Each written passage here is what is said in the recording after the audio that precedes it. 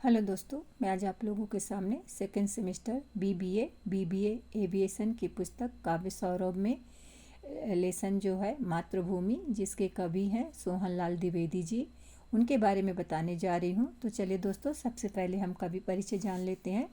तो सोहनलाल द्विवेदी का जन्म है 1906 में फतेहपुर जिला के पास बिंदकी गांव है, वहाँ पे एक ब्राह्मण परिवार में हुआ था।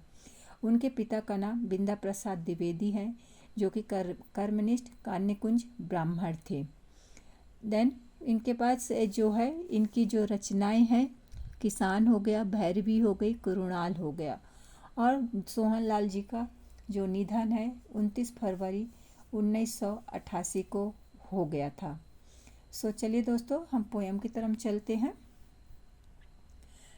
ऊंचा खड़ा हिमालय आकाश चूमता है, नीचे चरण तले झुक नित सिंधु झूमता है। यहाँ पे कवि जो है हिमालय पर्वत ऊंचा और भव्य खड़ा है, जैसे वो आकाश को छूने की कोशिश कर रहा। उसके नीचे नदियाँ सिंधु रोज जो खुशी के साथ झूमती रहती है, मानो पर्वत के चरणों में झुक रही हैं, उनका आशीर्वाद ले रही हैं, ऐसा नदियाँ बह रही हैं। सेकंड स्टेंजा में चलते हैं। गंगा यमुना त्रिवेणी नदियाँ लहर रही हैं, जगमग छटा निराली पग पग छहर रही हैं। तो दूसरे स्टेंजा में कवि कहते हैं कि गंगा यमुना और सरस्वती जो कि त्रिवेणी है, ये नदियाँ अपने किनारों पर लहराते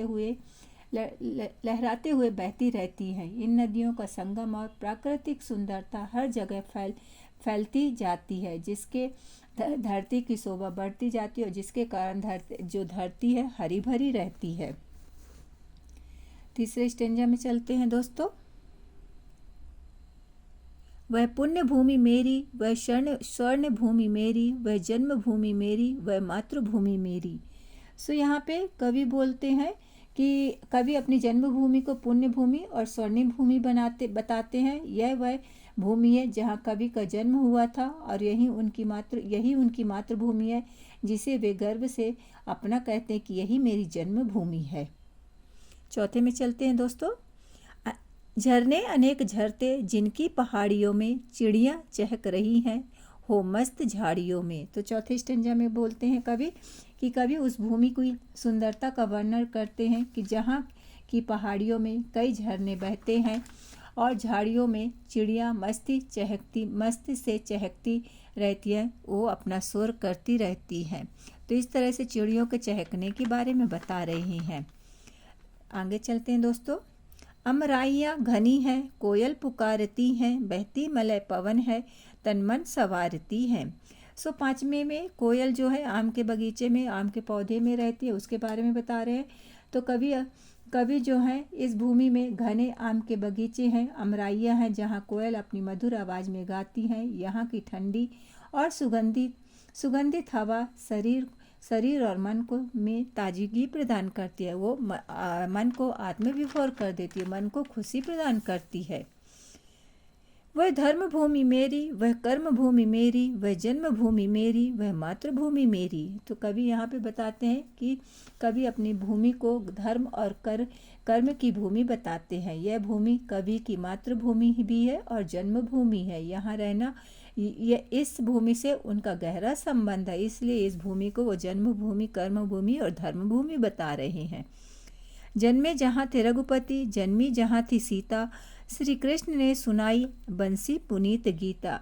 तो यहाँ पे बोलते हैं इसी पुण्य भूमि पर जो भगवान श्री राम का और माता सीता का जन्म हुआ है, इसी भूमि पर भगवान श्री कृष्ण ने अर्जुन को भगवत गीता का उपदेश सुनाया है और भगवत गीता की रचना की है, जिससे आज भी हम भगवत गीता को एकदम होली बुक, पवित्र बुक के नाम से मानते हैं। गौतम ने जन्म लेकर जिसका सुयश बढ़ाया, जग को दया सिखाई, जग को दिया दिखाया। यहाँ पे कवि बताते हैं कि इसी भारत भूमि पर गौतम बुद्ध का जन्म हुआ था, जिन्होंने अपनी करुणा और दया के आदेश से पूरी दुनिया को शिक्षित किया और यही मार्ग सिखाया कि हमें सब पर दया दिखाना चाहिए। आखिरी में चलते हैं दोस्तों।